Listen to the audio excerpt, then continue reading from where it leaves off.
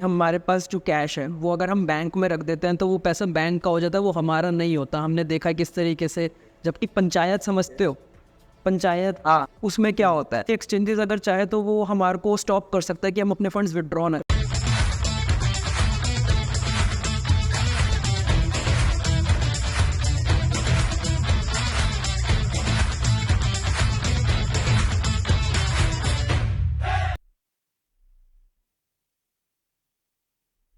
सो नमस्कार दोस्तों, आज की एक बड़ी स्पेशल वीडियो होने वाली है बिकॉज हमारी टीम में जो एक नया मेंबर ज्वाइन कर रहा है उसका नाम है स्वयं, और ये मुंबई में रहते हैं। इसने हमारे को रीच आउट करा था कि आप काफ़ी इंटरेस्टिंग चीज़ कर रहे हैं, तो मेरे को जानना है कि क्या है ब्लॉकचेन और इन सब चीज़ों के बारे में। सो इसके बाद थोड़ा सा इसके पास एज ये है कि इसके पास ट्रेडिंग का एक्सपीरियंस है, तो he is kind of a trader. तो इसने अभी तक स्टॉक्स में ही और फॉरेक्स के अंदर, आई होप शायद फॉरेक्स में भी थोड़ा बहुत कर रखा है, पर स्टॉक्स का इसने बताया था। तो हमारी बैक 1-to-1 काफ़ी सारी चीज़ों के ऊपर डिस्कशंस हो रहे थे कि किस तरीके से you can be the one जो मुंबई के अंदर क्रिप्टो वाले को स्टार्ट करे। So he might be the guy, और वो अपनी कोशिश कर रहा है कि किस तरीके से ब्लॉकचेन को और समझे। तो ही सेड कि मेरे को काफ़ी सारी टर्म्स है, मतलब इसने हमारे कुछ इंटरव्यूज़ देखे हिस्ट्री में जाके कि किस तरीके से इंटरव्यूज़ कंडक्ट करने हैं, किस तरीके से ये क्रिप्टो वाले को हेल्प कर सकता है। But still he is like अ रुकी, अभी इसको और काफ़ी सारी चीज़ें सीखनी है। तो ऐसे ही हम लोग सर्च कर रहे थे, तो यहाँ पे कुछ ऐसी टर्म्स निकल कर आई जो बहुत ही बेसिक्स एक्रोनिम है, जो क्रिप्टो में जो भी यूज़र है, जो एक अच्छा टाइम स्पेंड कर चुका है, उन सबको पता ही होगा। तो आई थॉट क्यों ना ये जब मैं इसको सिखा रहा हूँ तो why shouldn't we record a video out of this. तो जो भी एक न्यू भी है जिसको बिल्कुल भी आइडिया नहीं है और उसको समझ नहीं आता कि ये जो एक्रोनिम है, ये जो शॉर्ट फॉर्म्स हैं, इनका क्या मतलब है, तो हमने सोचा चलो एक वीडियो ही बना देते हैं। तो देखते हैं कि क्या हम सब मिलकर मतलब एक दूसरे को समझा पाते हैं और अपने डाउट्स क्लियर करते हैं, और सबसे इम्पोर्टेंट स्वयं को समझ में आता है। अगर स्वयं को आएगा तो होपफुली आपको भी आए, और अगर आपको नहीं आता तो मेक श्योर अपने डाउट्स आप नीचे मेंशन कर देना, और it would be like a score, most of them you know. तो मैं भी देखता हूँ कि मेरे को कितनी चीज़ें पता, और वीडियो के एंड के अंदर हम कमेंट करेंगे कि दैट्स माई स्कोर, मेरे को तो ये सारी चीज़ें पता ही थी। मेरे लिए शायद इतना फ्रूटफुल नहीं है, पर बाकी लोगों के लिए होगा, तो उनके साथ ज़रूर शेयर करते हैं। सो ओके, सो हम शुरू करें फ्रॉम फर्स्ट। हाँ भाई, और एक्सीडेंट में पहले सारे लड़के ओके या सो सबसे पहले है सेक्स, CEX। तो यहाँ पे हम बात कर रहे हैं सेंट्रलाइज्ड एक्सचेंज की। तो स्वयं तुम बताओ भाई, आपको क्या समझ में आ रहा है इससे? एक्सप्लेन को समझ में आ रहा है कि अभी तो क्रिप्टो करेंसी एक्सचेंज समझ में आ रहा है कि लाइक बाइनेंस हो गया, या फिर अपना जो बाइबिट हो गए, जो लोग ट्रेड करते हैं वगैरह, तो मोटनी वगैरह मेरा से सामने आता है देखा मेरी। नहीं भाई, तो यही है बेसिकली, बिल्कुल बिल्कुल ठीक बोला इसने कि बेसिकली जब हमारे जो फंड्स हैं, जैसे जब भी हमारे पास जो कैश है वो अगर हम बैंक में रख देते हैं तो वो पैसा बैंक का हो जाता है, वो हमारा नहीं होता। हमने देखा किस तरीके से जब क्राइसिस आते हैं, तो सेंट्रलाइज एक्सचेंजेस भी एक अच्छा वे है जब भी हमारे को ट्रेड करना है, या फिर हमारे को मल्टीपल एक्सचेंजेस को एक्सप्लोर करना है कि किस टाइप की वो सर्विसेज दे रहे हैं, या ट्रेडिंग से रिलेटेड, चाहे वो स्पॉट में हो या लेवरेज में हो, ऑप्शंस में हो। मतलब हम कभी किसी को रिकमेंड नहीं करेंगे, तो सबको अपनी जर्नी होती है। बट या exchanges are a good way to explore different type of tokens, different type of services that they provide, और इसी के अंदर काफ़ी सारे मल्टीपल एक्सचेंजेस है। सो जो भी आपका पैसा एक्सचेंजेस पे आप रखते हैं वो सिर्फ ट्रेडिंग पर्पस होना चाहिए, वो कभी भी उस कैटेगरी के अंदर नहीं आएगा, बिकॉज आपका फंड जब आपके पास है तब वो आपका है, नहीं तो वो एक्सचेंजेस का है। Not your keys, not your crypto, very old saying in this. तो सेंट्रलाइज एक्सचेंजेस के बारे में आई होप आप लोगों को समझ स्वयं आपको आया भाई। हाँ भाई, समझ में आया, प्रॉपर आइडिया ना, और अभी एकदम क्लियर हो गया। यही है, बहुत ईजी जर्नी है। आप लोग भी अपने डिफरेंट एक्सचेंजेस के ऊपर अकाउंट खोलिए, उनको ट्राई आउट करिए। ऐसा नहीं है कि सारा पैसा एक ही एक्सचेंज पर डालना है। जब हम डाइवर्सिफाई की बात करते हैं तो हमारे को डिफरेंट हॉट वॉलेट और कोल्ड वॉलेट के साथ जब हम एक्सचेंजेस की बात करते हैं तो डिफरेंट एक्सचेंजेस को भी ट्राई आउट करना चाहिए। अपने सारे फंड्स कभी भी एक बास्केट में नहीं रखने चाहिए, वही वाली बात है। तो चलो नेक्स्ट मूव ऑन करते हैं, वो फुली डेक्स के ऊपर, डिसेंट्रलाइज एक्सचेंज। तो इसके बारे में कुछ बताइए भाई।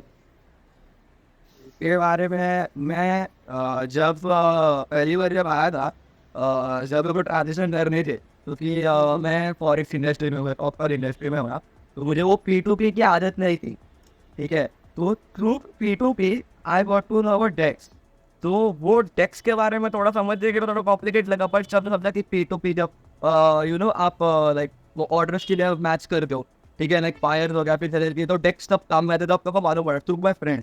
तो इतना बस वो कॉन्सेप्ट माने बस वो उसी रफली पता कि लाइक वो ऑर्डर मैच कर मैच वो तो बेसिकली तो बिल्कुल बिल्कुल तो उसी को समझाने के लिए बैठा है कि DEX is an another addition to crypto economies for beginners. तो जब भी हम बात करते हैं एक्सचेंजेस की, तो उसमें क्या होता है, हमारे फंड्स हम एक्सचेंजेस के ऊपर डाल देते हैं, फिर वो एक्सचेंजेस की काइंड ऑफ अ सिक्योरिटी हो जाती है कि उनकी जिम्मेदारी हो जाती है, उसमें हमारा एक्सेस नहीं रहता। उस ऑब्वियसली एक्सेस रहता है, बट वो हम ऐसा कभी भी एक्सचेंजेस अगर चाहे तो वो हमारे को स्टॉप कर सकता है कि हम अपने फंड्स विड्रॉ ना करें।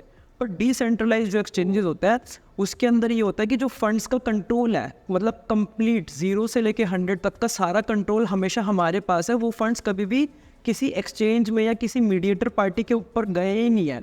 वो बेसिकली 1-to-1 ट्रांजैक्शन होती है। अगर मेरे को कभी सपोज बिटकॉइन सेल करना है या स्वयं को बिटकॉइन खरीदना है, तो अगर हम एक्सचेंज पे गए तो वो विद इन अ सेकेंड ट्रांजेक्शन हम एग्जीक्यूट कर सकते हैं, बिकॉज वहाँ पर बहुत ज़्यादा लिक्विडिटी है और वहाँ पे कई सारे लोग अपने फंड्स को डालकर बैठे हुए हैं। बट डेक्स के ऊपर ये होगा कि जब कोई एक ऑर्डर सेल हो रहा है तो वहाँ पे लिक्विडिटी मैच करानी चाहिए, जिसको P2P भी बोलते हैं। तो डेक्स एक प्लेटफॉर्म है जहाँ पे जो आपके फंड्स हैं वो आप ही के पास हैं, वो कभी एक्सचेंज पे नहीं जा रहे हैं, वो डायरेक्टली ट्रेड हो रहे हैं। तो उसमें आपका जो पूरा कंट्रोल है। और जब हम फ्यूचर ऑफ फाइनेंस की बात करते हैं तो वो डिसेंट्रलाइजेशन की बात करते हैं, तो उसके अंदर डिसेंट्रलाइज एक्सचेंज का सबसे बड़ा रोल है। जैसे जितने भी सेंट्रलाइज आज की तारीख में एक्सचेंजेस है, चाहे वो बाइनेंस हो या OKX हो, इन सभी के खुद के Web3 वॉलेट भी आ गए हैं। तो वो डिसेंट्रलाइज एक्सचेंज को खुद प्रमोट कर रहे हैं। वो हमेशा चाहते हैं कि सेंट्रलाइज एक्सचेंज और डिसेंट्रलाइज एक्सचेंज दोनों को साथ में आई वुड से कि बूम करना है, दोनों को ही साथ में ग्रोथ करनी है। तो दोनों की एक साथ ही होगी, मतलब कोई मिसमैच नहीं होगा। देर आर मतलब यूज़र एक्सपीरियंस की जब बात करें तो सेंट्रलाइज एक्सचेंजेस हमेशा इसलिए ऊपर रहते हैं बिकॉज वहाँ पे लिक्विडिटी का कभी इशू नहीं होता, वहाँ पे जो स्पीड और जो UI एक्सपीरियंस है वो हमेशा बेस्ट रहता है। तो इसी वजह से डिसेंट्रलाइज एक्सचेंजेस हमेशा कहीं ना कहीं सफ़र करते हैं। बट आने वाले टाइम के अंदर होपफुली हमारे को चीज़ें अच्छी देखने को मिले, बिकॉज जब हम बात करें डिसेंट्रलाइजेशन की तो एक्सचेंज क्यों नहीं, तो डेक्स होना भी बहुत ज़रूरी है। तो 2 पॉइंट हमारे कवर हो गए। अब आते हैं डाओ के ऊपर। बताओ भाई, डाओ क्या है? आओ मैं सीरियसली बताऊँ, इतना कुछ मेरे को आइडिया नहीं है। जब मैं क्रिप्टो का एक लिस्ट बना रहा था ना अपने जो मेरे को श्रेड में, तो वो मेरे को दिख गया था और मैं फिर जब चार्ट खोला था ना, it was just like sideways, जैसे रिलेबिलिटी का चार्ट कैसा है, it was just like that. तो जब मैंने उसके बारे में, क्योंकि अगर कोई इधर बिटकॉइन है तो मैं थोड़ा सा रिसर्च करता था, तो मैं उसके बारे में थोड़ा रिसर्च किया।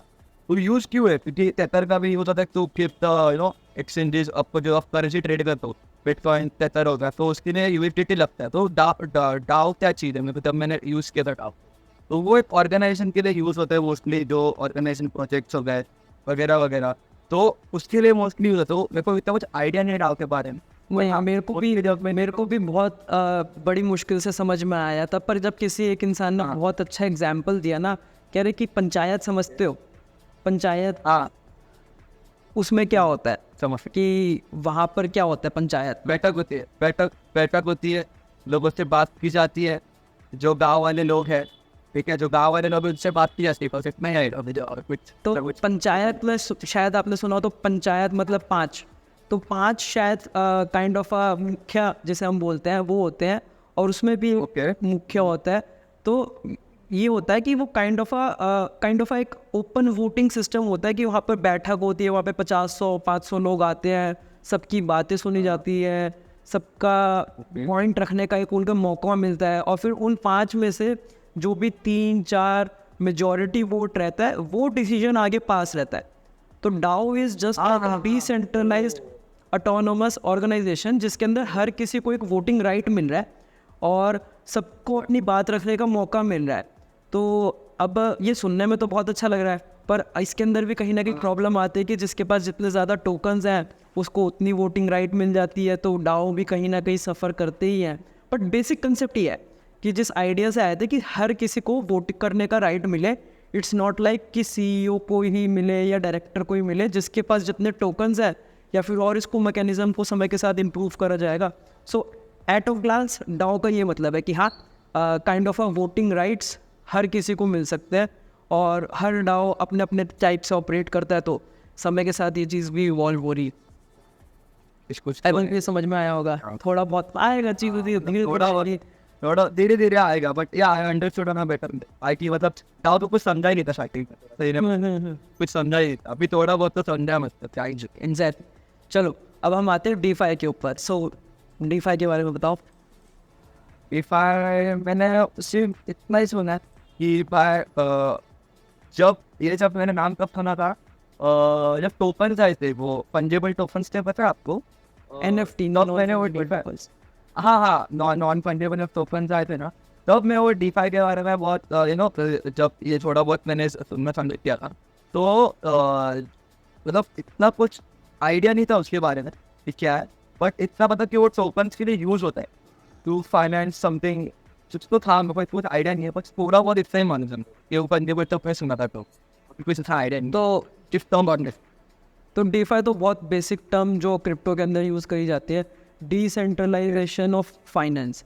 कि जो फाइनेंस है उसके अंदर जब भी दो पार्टी आपस में ट्रांजैक्शन करना चाहती है तो उसके अंदर हमेशा बैंक का इन्वॉल्वमेंट रहता है कि मैंने अपने पैसे जो हैं बैंक में रख रखे हैं, स्वयं ने अपने पैसे बैंक में रख रखे हैं, वो आपस में सिर्फ नंबर टाइप कर रहे हैं, फंड्स एक्चुअली में मूव नहीं कर रहे। इस बात को बड़े ध्यान से आप समझो कि अगर स्वयं का अकाउंट बैंक ऑफ बड़ौदा में है और मेरा बैंक और का जो अकाउंट है वो SBI में है, तो अगर मैंने चाहता हूँ कि मेरा पैसा SBI से बैंक ऑफ बड़ौदा में चला जाए, मैं अगर ट्रांजैक्शन करना चाह रहा हूँ, तो क्या एक्चुअली में कोई पैसा लेकर SBI से बैंक ऑफ बड़ौदा में जाएगा?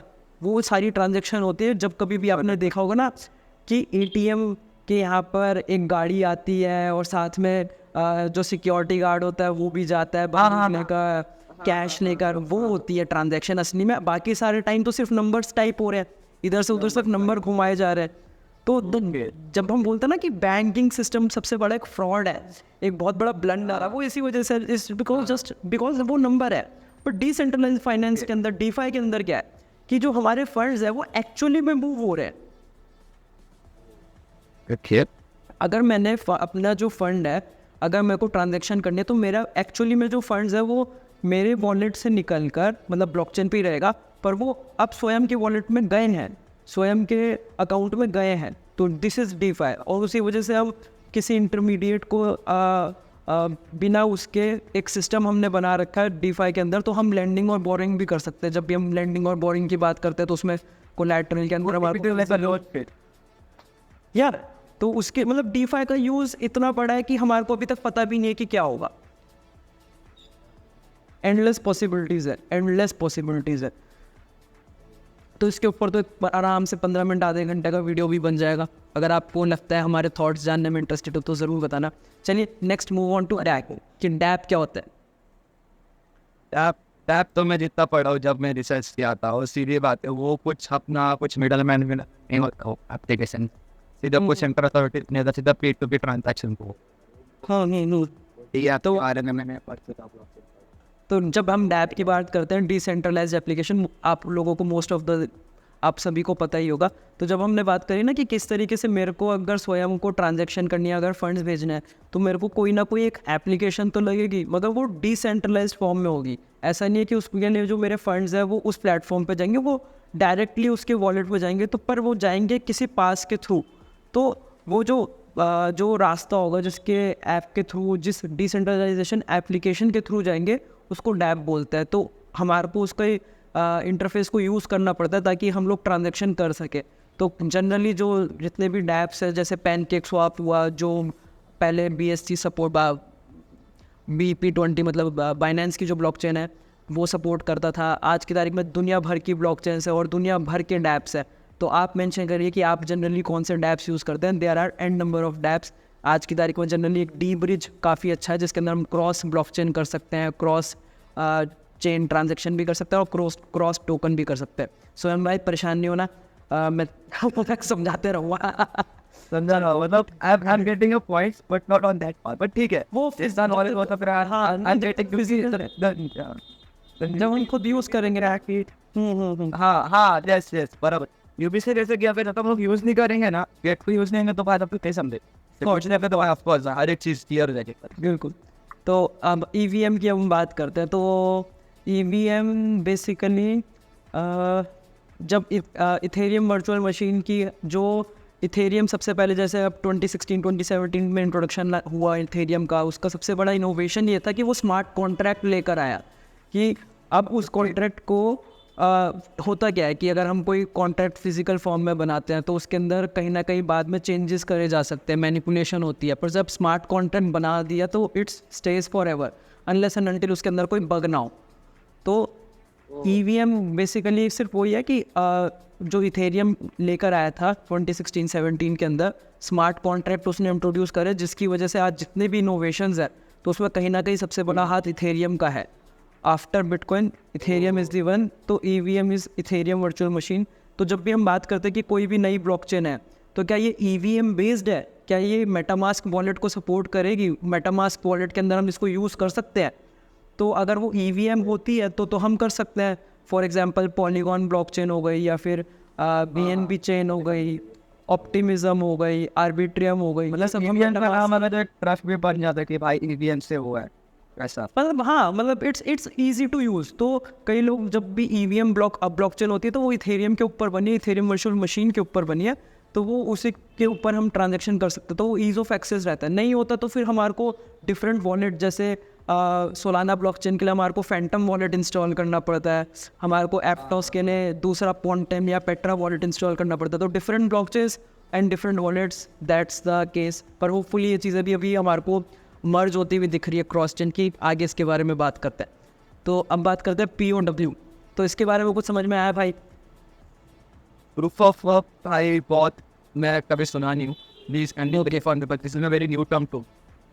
तो प्रूफ ऑफ वर्क बेसिकली जब भी ब्लॉकचेन के ऊपर ट्रांजैक्शंस हो रही है तो bitcoin is an example of proof of work कि वहाँ पे ढेर सारे माइनर्स आकर बिटकॉइन की माइनिंग कर रहे हैं, वो एक मैथ्स के कंप्यूटेशन प्रॉब्लम को सॉल्व कर रहे हैं।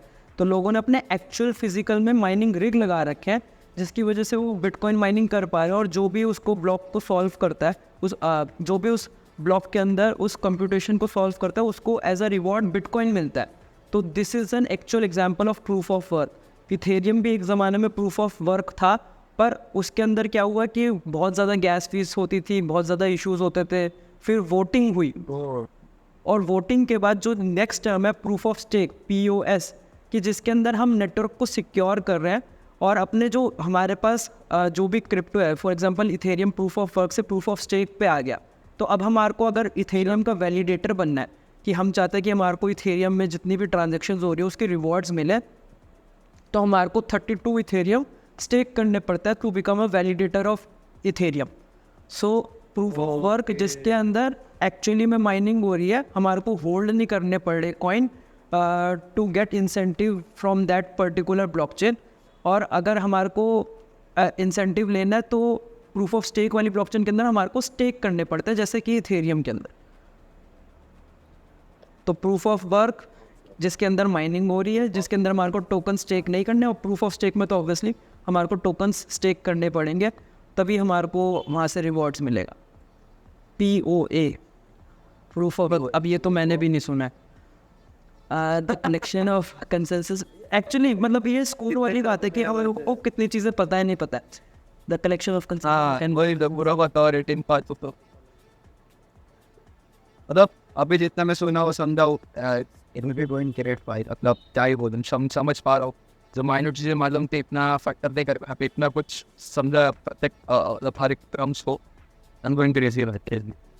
अरे शायद मैं कुछ तो भूल रहा सा लग रहा है मैंने बहुत सारे नहीं वो जब जब यूज करोगा ना ब्रो, सर जब करेंगे ना तो मतलब यूज जब करेंगे ना यूज तो फिर बहुत अरे एक वर्ड अरे एक टर्म ऐसा लग रहा आज ये बोलो POS ये कर रहा हो करता ये और अब बहुत सारे फिर कस्टम है जब हम लोग एक साथ करेंगे। प्रूफ ऑफ अथॉरिटी मैं चाहूँगा कि आप लोग बढ़िया सा डिस्क्रिप्शन कह रहा हूँ, मैं चाहूँगा प्रूफ ऑफ अथॉरिटी के अंदर आप लोग हमारे को समझाए कि एक्चुअली में ये होता है विद एग्जांपल्स, बिकॉज मेरे को नहीं पता कि प्रूफ ऑफ अथॉरिटी क्या है। हो सकता है मेरे को मैं पढ़ा हो, ध्यान नहीं आ रहा मुझे, या फिर मैं जनरली यूज़ नहीं कर रहा, तो ये आपके और जाना है प्लीज़। सो 2 फैक्टर तो पता ही है भाई, 2 फैक्टर तो बताओ तो अरे कहाँ यूज़ करते हो?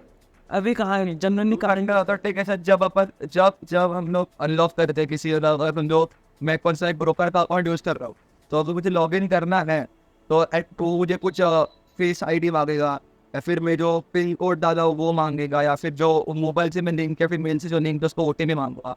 ऑटो फैक्टर जब ऑथेंटिकेशन हो जाए, यानी कि अकाउंट मेरा सिक्योर है, कोई अकाउंट मेरे फैक्चरिंग हैक या फिर नहीं कर सकता मेरे। हाँ, तो बेसिकली एक extra layer of security addition होता है जब भी हम बैंक अकाउंट में या फिर अब किसी भी वेबसाइट के ऊपर लॉगिन करते हैं, तो सिर्फ यूज़र नेम और पासवर्ड से काम हो जाता है। तो 2FA बहुत बढ़िया चीज़ है, जिसके अंदर जब भी हमारे को ना इसमें OTP का इशू रहता है ना नेटवर्क का इशू रहता है, तो गूगल ऑथेंटिकेटर वगैरह is are great examples of 2FA। तो जितने भी सेंट्रलाइज्ड एक्सचेंजेस हैं, इवन ट्विटर अकाउंट आपने देखा होगा लोगों के हैक हो जाते हैं, तो उसके लिए बोलता है कि प्लीज़ मेक श्योर कि आप अपने ट्विटर का अकाउंट हो, यूट्यूब का अकाउंट हो, जितने भी आपके मेजर सोशल, हाँ, तो 2FA एनेबल करना। तो इसको संभाल के रखना, इसका स्क्रीनशॉट नहीं लेके रखना, ना इसको डेस्कटॉप पे सेव करना, ना ही इसको जीमेल पे डालना है। इसको कागज़ पेन लेकर, सबसे जो मुश्किल चीज़ होती है इसको ये बोलते हैं पेन, ठीक है, और फिर इसको बोलते हैं यहाँ पे कागज़ भी होगा, तो ये रहा कागज़।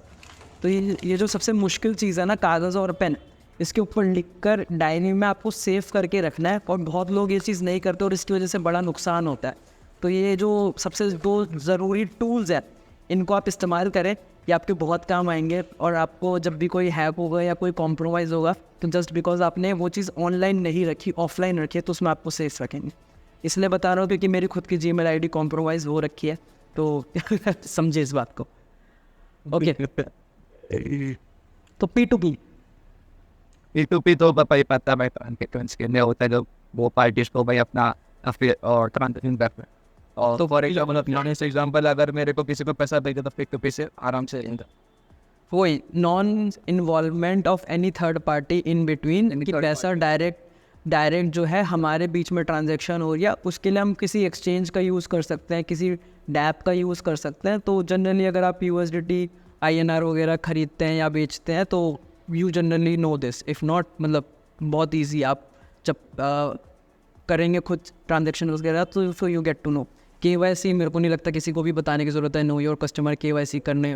कुछ एक्सचेंजेस मांगते हैं, कुछ नहीं मानते, मतलब कुछ नहीं है। अब ये जो PND लिखा है ना, तो PND मेरे को नहीं पता शायद कोई बोलता है, नहीं बोलता, होपफुली मैंने तो आज तक कभी नहीं सुना, बट पंप एंड डंप सब बोलते हैं। और स्टॉक्स में अगर हाँ बिल्कुल, तो जैसे बहुत सारे टेलीग्राम पे ग्रुप्स होते हैं, मुझे नहीं पता व्हाट्सएप पे होते नहीं होते, तो वो बताते हैं कि ये कॉइन खरीद लो, इतने बजे ये पंप होना है। व्हाट्सएप टेलीग्राम नहीं भाई, SMS गॉड नोज भाई, गॉड नोज नहीं, पर क्रिप्टो के अंदर स्वयं स्पेशली टेलीग्राम ग्रुप्स होते हैं।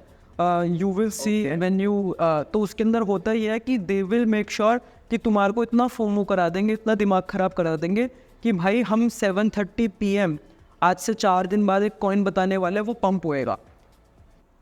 एंड यू विल सी कि 4 दिन बाद तुमने तो देखा नहीं, तो इस तरीके से जब तुम 2-4 बार देख लोगे ना, यू थॉट कि भाई अगर मैं उस पॉइंट पे ख़रीद लूँ और बेच दूँ तो ऐसा हो जाएगा। पर वो होता यही है कि उन्होंने अपना पैसा ऑलरेडी फ्लश करके रखा होता है, और बहुत ही I would say small coins, कुछ मिलियंस ऑफ डॉलर्स डालने से ही वो कॉइन 100, 200, 500% पंप विद इन अ सेकेंड और अ मिनट हो जाते हैं।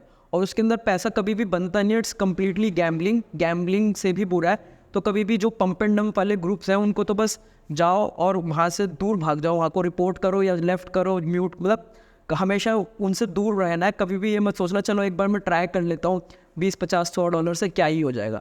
तो it's completely gap. Thank you so much. आज क्रिप्टो वाले की फैमिली 2000 से भी ज़्यादा लोगों की हो चुकी है। हमारा नेक्स्ट टारगेट है 5000 सब्सक्राइबर्स था। तो वीडियो को लाइक करें, शेयर करें, चैनल को करें सब्सक्राइब, और आइए चलते हैं वीडियो की तरफ। अब भाई हमारे को पंप एंड डंप तो समझ में आ गया कि हमारे को पंप एंड डंप से हमेशा दूर रहना है। और अब नेक्स्ट जो टर्म आती है वो आती है ICO। तो ICO के बारे में तो स्वयं बताएगा, बताओ भाई। ICO भाई मेरे को जब मैं आया था ना, जब वो पता क्रिप्टो क्या होता है, तो मेरे को फर्स्ट चीज समझी थी भाई डिश के शो।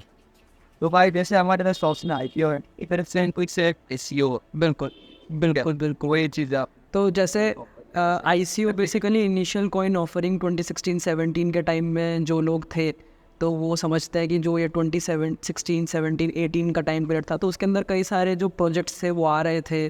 उस समय होता क्या था कि वो अपनी खुद की वेबसाइट को लॉन्च करते थे, उसके ऊपर फंड्स को रेज़ करते थे 95%, 99% प्रोजेक्ट्स पैसा लेके भाग जाते थे। तो कई लोगों का वो इतना इम्पोर्टेंट, इतना जो कीमती इथेरियम होता है वो लेकर भाग गए।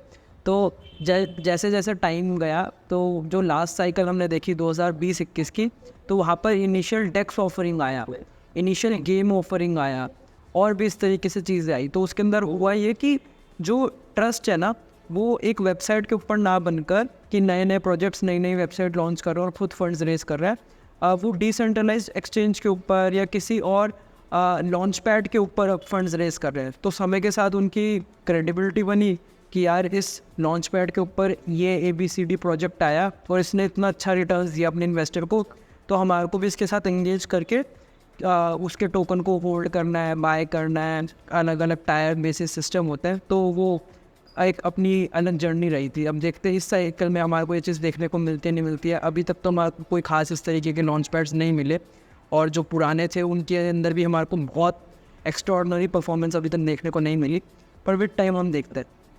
तो अब हम नेक्स्ट टाइम के ऊपर आते हैं। ATH ऑल टाइम हाई, ये तो ट्रेंडर साहब बताएंगे।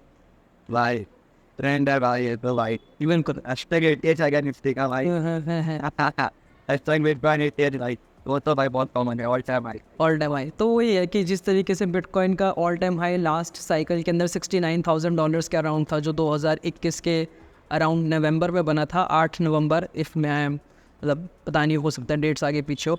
तो अभी हमने लास्ट मंथ BTC का जो ऑल टाइम हाई था वो ब्रेक करा, प्रीवियस ऑल टाइम हाई, उससे भी हमने ज़्यादा 73.5 के जैसा बनाया। तो ऑल टाइम हाइज बेसिकली वही उसकी शॉर्ट फैब्रिकेशन है, मतलब उसके ऊपर हमारे को ज़्यादा कोई टाइम देने की ज़रूरत नहीं है। अब हम आते हैं BTD। अब BTD कोई नहीं बोलता है, बाय द डिप सब बोलते हैं कि buy the dip, buy the dip, buy the dip. तो ये भी एक बहुत कॉमन एनालॉजी है जो सब यूज़ करते हैं कि भाई जब भी एक मार्केट के अंदर अच्छा डिप आता है, करेक्शन आता है, तो यू शुड मेक श्योर कि आपके पास जो आपका पोर्टफोलियो है उसका 30% हमेशा स्टेबल्स में होना ही चाहिए। एक अच्छा ट्रेडर और इन्वेस्टर वो हमेशा अपने पोर्टफोलियो का 30% के अराउंड स्टेबल्स में रखता है, ताकि जब भी ऐसा एक करेक्शन आए तो उसके अंदर वो अपना कैपिटल को डिप्लॉय करे और वापस जैसी मार्केट थोड़ा सा पॉजिटिव सेंटिमेंट हो तो वापस वो अपने स्टेबल्स में आना शुरू करे। तो बाय द डिप एक अपॉर्चुनिटी होती है कि आप करेक्शन के अंदर अपने कैपिटल को डिप्लॉय करके एक्स्ट्रा एडवांटेज ले सकें, बिकॉज उस समय सब खाली हो जाते हैं। लोग कहते हैं कि आई एम, और क्रिप्टो में ये चलता है कि I am buying the dip but the dips get dipping, तो मार्केट गिर ही जा रहा है, गिर ही जा रहा है, ऐसा तो वो जैसे खरीदता है क्रिप्टो गिर रहा। तो मेक श्योर आपको ये भी देखना है कि जो ट्रेंड है क्या वो बियरिश तो नहीं हो गया, because it doesn't make any sense कि अगर आप 2021 के ऑल टाइम हाई बनने के बाद जब ट्रेंड बियरिश हो गया, सारे सिग्नल, सारे मूविंग एवरेजेस के प्राइस नीचे चला गया और पूरा 2022 जब मार्केट गिर जा रहा है तब आप खरीद रहे हैं, तो वो बिल्कुल भी सेंस नहीं बनाएगा। मतलब मैं ओपनली बोल रहा हूँ कि उस समय कोई सेंस नहीं बनता कि आप उस चीज़ को खरीदे जाएँ अनलेस एंड अनटिल जब जो प्राइस है वो एक रेंज के अंदर हो या फिर वो एक अपवर्ड डायरेक्शन के अंदर हो। कभी भी बियरिश ट्रेंड के अंदर आप उस चीज़ को खरीदे जा रहे हैं, doesn't make any sense unless and until जब फॉलिंग, हाँ, उसको कोई खरीदने का सेंस नहीं है, चाहे वो फॉलिंग नाइफ हो या फिर उसका ट्रेंड बियरिश हो गया कि बार बार वो अपने रेजिस्टेंस पे आएगा, उसको वहाँ से उसको बार बार वापस बाउंस बैक कर होने की जगह वहाँ पे उसको रेजिस्टेंस पे वो प्राइस हिट करेगा और फिर वापस नीचे गिरेगा। तो वो हर बार नए नए ऑल टाइम लोज बनाता जाएगा, ऑल टाइम लो नहीं बनाएगा मगर हर बार हायर लो, लोअर लो, इस तरीके से साइकिल चलती रहेगी। तो आपको हमेशा जब भी बाय करना है तो मेक श्योर कि बियरिश ट्रेंड में ना करके बुलिश ट्रेंड में करें और अच्छे प्रोजेक्ट्स में करें, रैदर देन कोई भी प्रोजेक्ट जो 90% गिर गया आपने वो खरीदा तो ऑफ कोर्स वो वहाँ से भी 90% गिर सकता है। तो हमेशा उन सब चीज़ों से बचना है। चीप प्रीमियम्स चीप भाई, बिल्कुल। अब फोमो के बारे में बताओ। वो तो भाई वो तो नींबू टेटर को मालूम होता ही नहीं कि वो फोमो में होता है कि नहीं होता भाई। उसको तो लगता है उसने खरीदा मतलब भाई वो तो भाई बड़ा बुद्धि है भाई, उसने बटन दबाया तो मतलब इधर से ऊपर जाना ही चाहिए। तो मतलब इसके 100% कैसे मेरे भी होने चाहिए, तो वो भाई उसके पीछे भागना चालू कर रहे तो वो ही फोमो हो गया भाई, फियर ऑफ मिसिंग अपॉर्चुनिटी। एक तो भाई बॉटम में जितना अच्छे बंदे खरीदते हैं, टॉप पे जितना लोग बेचते हैं और वही फोमो हो जाता। तो किसी और को देखा दे, अभी किसी और को हम लोग भी फोमो के शिकार होते आए हैं, बस ये है कि हम मार्केट के साथ स्टिक रहे, सब होते हैं और इनफैक्ट अभी भी होंगे। जब भी जैसे मार्केट बुलिश होता है तो हम भी बिना अपना जो हमने सेट ऑफ रूल्स और गाइडलाइंस बनाए रखे कि एक प्रोजेक्ट का हम लोग एनालिसिस करेंगे, ट्विटर देखेंगे, उनके बैकर्स देखेंगे, उनमें वीसीज कौन है वो देखेंगे, उनका सोशल मीडिया कितना स्ट्रॉन्ग है वो देखेंगे, उनका टीम साइज़ देखेंगे। पर हमारे को ये है कि भाई या मेरे इस फ्रेंड ने यहाँ पे इसमें इन्वेस्ट कर रखा है तो तू भी कर देता है, तो ये साइकिल चलना शुरू हो जाती है। तो हमेशा फोमो से बचना है। और डजेंट मैटर कि आप कितने बड़े ट्रेडर हो, इन्वेस्टर हो या फिर न्यू भी हो, हमेशा सबको फोमो होता है। और मेक श्योर जब भी आपको फोमो और आप उस गलती से सीखते हो तो कहीं लिखो उसको, क्योंकि अगर आप वही गलतियाँ बार बार रिपीट करते रहोगे तो आप अपनी गलतियों से सीखोगे नहीं। तो फोमो से बचना है और उन गलतियों से सीखना है। वो एक काइंड ऑफ अ फीस हो जाएगी कि आपने ये गलती करी थी। मेक श्योर मैं तो डेट भी डाल देता हूँ कि जब मैं ऐसा बहुत ज़्यादा फोमो करके और फिर वो 2 दिन में, 1 हफ्ते में, 1 महीने में दिख ही जाता है कि वो बहुत बड़ी गलती करी थी, तो मैं तो डेट और पूरा इंस्टेंस लिख देता हूँ ताकि मैं वो गलतियाँ ना करूँ। और या तो इसके बाद आता है फट के ऊपर। हाँ, फट के बारे में बताओ भाई, फट पढ़ के क्या समझ में आया कुछ? पर फियर कब आता है भाई? जब गिरते हैं बराबर, जब फोमो में जो बंदा खरीदता है, ठीक है, और जब गिरता है वो तो फियर फैक्टर हो गया भाई। 1970 से टॉप में 100 तक देगा मेरे को, बट देखते जाता है 50% माइनस। क्रिप्टो में तो बहुत सारे पंप एंड डंप मोस्टली सब चीज़ें होते हैं, क्योंकि भाई प्रोजेक्ट के बारे में कुछ मालूम रहता नहीं है, ठीक है। और लोग समझते हैं कि भाई यही कॉइन पड़ जाएगा, मैं 100% देख के मैं अपना पैसा देके बाद, फिर जब नहीं चलते फिर डाउट आता है और अनसर्टेनिटी बढ़ जाती है। बिल्कुल बिल्कुल बिल्कुल, कि बेसिकली जब भी मार्केट के अंदर निकल कर आता है, अगर मैं स्टॉक मार्केट से जो यहाँ पे रिलेट करते हैं लोग, तो उनको कि जिस तरीके से कभी अगर टाटा के बारे में या फिर अभी जो हमने रिसेंटली देखा गौतम अडानी के बारे में कितना ज़्यादा एकदम से बूम हुआ और एकदम से फट आया है, तो एकदम से सारी स्टॉक्स क्रैश करने लगे। तो आपकी अगर खुद की R&D, आपके अगर खुद का रिसर्च इतना मतलब स्ट्रॉन्ग है, आपके खुद का कन्विक्शन इतना बढ़िया है, तो आप देखोगे कि कहाँ पर वो सपोर्ट बनता है उसका, रैदर देन जब वो बस पंप हुआ जा रहा है तो आपने वहाँ पे पहले फोमो में खरीद के गलती कर ली, और जब वो गिर रहा है तो आपको इतना ज़्यादा फर्ड हो रहा है, एक फियर हो रहा है, अनसर्टेनिटी है, डाउट हो रहा है कि भाई मैंने खरीद के गलती करी, तो उस समय आप बेच रहे हो। तो बस इस चीज़ का हमेशा ध्यान रखो कि जब भी आप फोमो में खरीद रहे हो तो कोई ना कोई आपको बेच रहा है, तो जस्ट थिंक अबाउट दैट। और फट के अंदर जब आप बेच रहे हो तो कोई ना कोई खरीद रहा है, तो बाय और सेल करना बहुत आसान है, कोई 2 साल का बच्चा भी कर सकता है। पर कब करना है बाय या कब करना है सेल, सारा गेम ही इसी चीज़ का। तो आपको अपने आप को इतना एजुकेट करना है कि कब आपको बाय करना और कब सेल करना है। तो फट के अंदर आकर अपनी सारी होल्डिंग्स बेच देना नॉट अ स्मार्ट डिसीजन। तो यही है, आपको फट से भी, फोमो से भी बचना और फट से भी बचना है। चलो अब आते हैं हॉडल के ऊपर। हॉडल को अब मैंने जस्ट इसको भी बताया था। और तो भाई होल्ड पर शिफ्ट कर दिया भाई, था पीको है डेल को टेक कर दिया। नहीं, एक्चुअली मैं एक मिस्टेक थी रेडिट के ऊपर, आई थिंक 2011 या 12 में हो सकता है, मेरी टाइमलाइन थोड़ी गलत हो, आप बताइएगा। तो एक जहाँ पे कोई आर्टिकल लिखा था तो वहाँ पे गलती से होल्ड की जगह हॉडल हो गया था। तो लोग तो क्रिएटिव है ही इस इंडस्ट्री में, और यहाँ पे एकदम एक से बढ़कर एक गीगा ब्रेन्स आ रहे हैं। तो होल्ड का हॉडल हो गया, तो होल्ड ऑन डियर लाइफ। उस समय ये चलता था कन्विक्शन, बिकॉज मार्केट भी बहुत स्मॉल था। और मैं कभी भी किसी को नहीं बोलूँगा कि आपको अपना, जब भी आप मार्केट के अंदर एंटर कर रहे हो तो आपको उसको जीवन भर खरीद के रखना है। आप उसको मार्केट को समझिए, अपने आप को एजुकेट करिए, प्रॉफिट बुक करिए और सब समझिए कि किस तरीके से साइकिल वर्क्स करती है। बिकॉज अगर आप सिर्फ हॉडल करके रखेंगे तो रैदर देन हॉडल आप उसको with a a couple of years bye और सेल कर सकते हैं। ये नहीं कि आपको रोज़ करना है, पर हर साल आपको 1 या 2 ऐसी अपॉर्चुनिटीज़ मिलती है जिसमें आप खरीद भी सकते हैं और बेच भी सकते हैं। और साइकिल के अंदर तो मल्टीपल टाइम्स मिलती है पूरी। तो Hodl is a good thing unless and until, क्योंकि वो पुरानी टर्मिनोलॉजी थी जिस समय मार्केट साइज़ बहुत छोटा था, ना एक्सचेंजेस थे, ना रूल्स और रेगुलेशंस थे, ना गवर्नमेंट का सपोर्ट था, कुछ भी नहीं था। तो उस समय ये होता था कि भाई लिक्विडिटी है ही नहीं, बहुत बड़ा एक एरर चल रहा है, तो जस्ट बाय एंड हॉडल। तो बिटकॉइन खरीदो और हॉडल करके रखो। ओके, सो इसके बाद हम आते हैं जीएम के ऊपर। What's GM? जो हर सुबह अपने ग्रुप में आते हैं पेरेंट्स। नहीं, यही है गुड मॉर्निंग क्रिप्टो के अंदर बहुत चलता है। सो जीएम से कहते हैं। तो जनरली लोग डिस्कॉर्ड भी क्रिप्टो के अंदर जितने भी न्यूबीज हैं मैं उनको बोलूँगा कि ट्विटर टेलीग्राम और डिस्कॉर्ड के ऊपर जब भी जितने भी रिलेट कर पाएंगे तो उसमें हमारे को अपना ना रोल देखना होता है कि इस डिस्कॉर्ड ग्रुप के अंदर हमारे पास क्या डेवलपर रोल है या फिर कम्युनिटी मेंबर का रोल है, एम्बेसडर का रोल है। तो जीएन का ग्रुप बना होता है, इसी तरीके से एम्बेसडर्स का ग्रुप बना होता है, जनरल चैट का ग्रुप बना होता है। तो उस वाले ग्रुप के अंदर जनरली जीएम टाइप कर आप अपने रोल्स देख सकते हैं।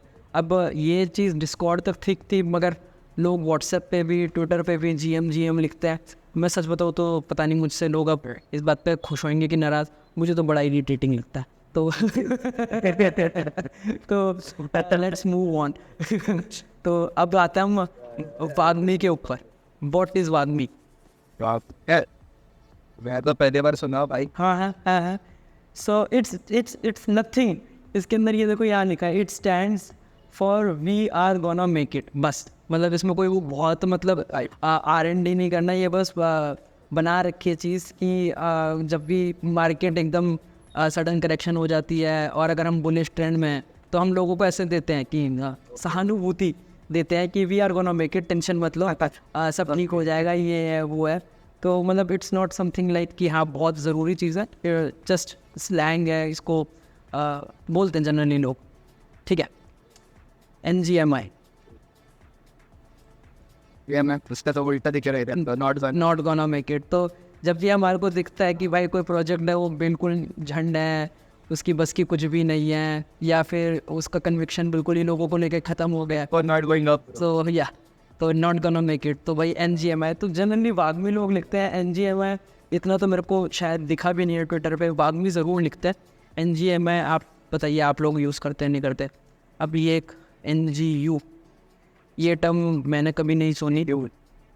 नंबर्स बोल आप तो बहुत, मैं तो नया हूँ बॉस। NGO में नया हूँ। नहीं, कभी भी मैंने नहीं सुनी। आप लोगों ने सुनी और इसका एग्जाम्पल आप देना चाहेंगे तो बताइए। यहाँ पे हम लोग एक बताओ किधर सुनी है भाई। नहीं, यहाँ पे हम लोगों ने एक गूगल शीट भी बना रखी है जिसके अंदर हम लोग सारे एग्जाम्पल्स के साथ ये जो जितनी भी हम चीज़ें डिस्कस कर रहे हैं ना, we will drop in the description of the video, ताकि आप इस गूगल शीट को सेव करके रख लें। और इसके अंदर सारी चीज़ें स्वयं खुद फिल करेगा, बिल्कुल एकदम एज अ न्यूबी जो एग्जाम्पल्स होंगे। और तो वो चेक करने के बाद मैं चेक कर लूँगा कि हाँ उसने एग्जाम्पल सही करे, तो उसके अंदर सारे एग्जाम्पल्स हो जाएंगे। तो ये शीट के अंदर जो ब्लैंक्स होंगे 1 या 2 जो हमारे को नहीं पता है, मैं चाहूँगा कि वो आप हमारे को बताएं, so we will update that. ठीक है, तो अब इसके बाद आते हैं द फाइनल DYOR। तो स्टॉक्स में भी होता होगा यार, नहीं? सेबी क्यों है भाई पे? सेबी में भी होते हैं। सो DYOR is basically do your own research. अगर हमारे को कभी भी कोई प्रोजेक्ट पता चलता है तो अब हमारा स्टेप 1 क्या होता है? उस स्टेप 1 ये होता है कि हम उसके लिए जो वेबसाइट है CoinGecko, उस CoinGecko के ऊपर जाएं। अगर हमारे को कोई भी ABCD करके अगर हमारे को प्रोजेक्ट पता चला है तो हम यहाँ पे सर्च में जाकर उस प्रोजेक्ट के नाम सर्च करेंगे। फॉर एग्जांपल जैसे ये बाउंसबिट अभी ट्रेंडिंग पर है तो हमने बाउंसबिट सर्च कर। अब BounceBit it's not the sponsor for this video, वो बस आज जब वीडियो को शूट कर रहे हैं तो लकीली आज ही के दिन वो लिस्ट हुआ है। तो हम यहाँ से उसका ओवरव्यू देख सकते हैं, मार्केट्स में जा सकते हैं कि किस किस एक्सचेंजेस पर वो लिस्ट है, उससे रिलेटेड न्यूज़ क्या है। फिर उसके सोशल मीडिया हैंडल्स पे जा सकते हैं, उसके ट्विटर पे जा सकते हैं, देख सकते हैं। तो DYOR इज़ बेसिकली आपको अपने जब भी आप किसी क्रिप्टो के प्रोजेक्ट के बारे में इंट्रोड्यूस होते हैं तो कई सारी चीज़ें होती हैं कि आपको खुद रिसर्च करनी होती है, तब आप उसके ऊपर इन्वेस्ट करिए। जब भी हम बोलते हैं ना let's take a small bet, तो वो गलत है। बिकॉज मेरे एक फ्रेंड जो स्टॉक्स और क्रिप्टो में ट्रेड नहीं करता है, वो जॉब करता है, अच्छी बात है, बट उसने बोला कि जब भी ये हम बोलते हैं ना let's take a small bet या हमारे को एक छोटी बैट लेनी चाहिए, तो कह रहा है भाई ये गैम्बलिंग तो हुआ, क्योंकि बेटिंग इज़ गैम्बलिंग। तो उस दिन से मैंने कहा कि नहीं यार, कभी भी बेट नहीं लेंगे, अपन रिसर्च करेंगे, चीज़ों को समझेंगे, नहीं आएगी तो पूछेंगे लोगों से और फिर उसके बाद इन्वेस्ट करेंगे रैदर देन बेटिंग। तो we don't need to take any small bet, we will research और फिर हम उसके बाद इन्वेस्ट करेंगे, बेटिंग से वो बेटर होगा होपफुली। और आई थिंक अभी हमने कितने काफ़ी इंटरेस्टिंग हम लोगों ने अराउंड यहाँ पर 26 में से 2 आइटम हमारे को देते थे, तो 24 की चीज़ें हमने डिस्कस करी है, काफ़ी सारी चीज़ें। ये काफ़ी होपफुली फ्रूटफुल वीडियो रहेगा आप लोगों के लिए और स्वयं के लिए भी कि बताया भाई, आया स्वयं कुछ। बहुत पढ़ाई हो गई आज। हाँ इंटरेस्टिंग भाई यार, आई ग्लैड कि यार कुछ समझा पाया। हमारे को ये आइडिया आया था कि क्योंकि मेरे को इसको समझाना था, मैंने कहा यार जितना टाइम लगेगा थोड़ा और लग जाएगा, let's do a small setup और उसके बाद ये वीडियो बनाते हैं। और ये वीडियो ये बिल्कुल उन लोगों के लिए जिनको स्टेप इन कर गए हैं कुछ समय पहले, हफ्ते पहले या महीने पहले, बट कुछ ऐसे लोग हैं जो अभी भी स्टेप इन नहीं कर रहे, बिकॉज कहीं ना कहीं वो ये सारे टर्म्स देखते हैं, उनको लगता है यार हम लोग तो बिल्कुल ही न्यूब है, हमारे को समझ ही नहीं आ रहा कि ये सब लिखा हुआ क्या है। तो ये वीडियो स्पेशली उन लोगों के लिए बनाया गया।